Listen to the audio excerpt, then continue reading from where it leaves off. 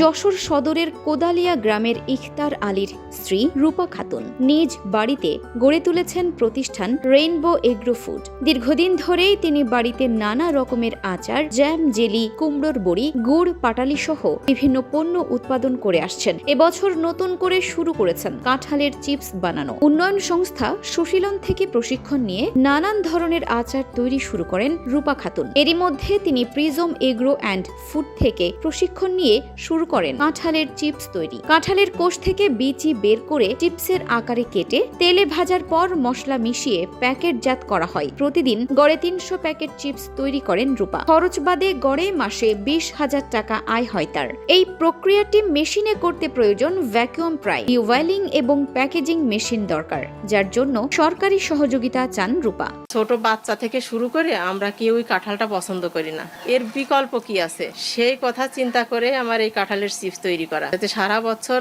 পুষ্টির চাহিদাও মেটানো যায়, তারপর আপনার অর্থনৈতিকভাবেও স্বাবলম্বী হতে পারবো এবং দেশের জন্য কিছু করতে পারবো। ছেলে মেয়েরা অনেক টাকা পয়সা খরচ করে শিক্ষিত হয়ে বেকার ঘুরে বেড়াচ্ছে। আমি তাদের উদ্দেশ্যে বলবো যে চাকরির পিছনে না ঘুরে তারা যেন উদ্যোক্তা হয়। এতে নিজ পরিবারের অর্থনৈতিক উন্নতির পাশাপাশি প্রতিবেশীদের কর্মসংস্থান সৃষ্টি হচ্ছে। গ্রামের অনেক মহিলা কাঁঠালের চিপস তৈরির কাজ করে অর্থ উপার্জন করছেন। কাঁঠাল থেকে চিপস তৈরিকে ইতিবাচক হিসাবে দেখছে কৃষি বিভাগ। সরকারি সহযোগিতার আশ্বাস দিয়েছেন তারা। আমাদের কৃষক যাতে বেশি পরিমাণে দাম পায়, এই জন্য আমরা কাঁঠালের বিকল্প ব্যবহার, আচার, তারপরে আমরা চিপস এগুলো তৈরির মাধ্যমে আমাদের যে বহুমুখী ব্যবহার করে কাঁঠালের দাম যাতে বেশি পায়, এই ধরনের প্রশিক্ষণ আমাদের সফল আছে। কাঁঠালে অনেক পুষ্টিগুণ, পরিমিত খেলে পুষ্টির চাহিদা পূরণ হবে, তবে ঠিকমতো সংরক্ষণের পরামর্শ দিলেন এই চিকিৎসক। একসময় যারা সমালোচনা করতেন, এখন তারাই রূপা খাতুনের কাঁঠালের চিপস তৈরির কাজ দেখতে আসেন।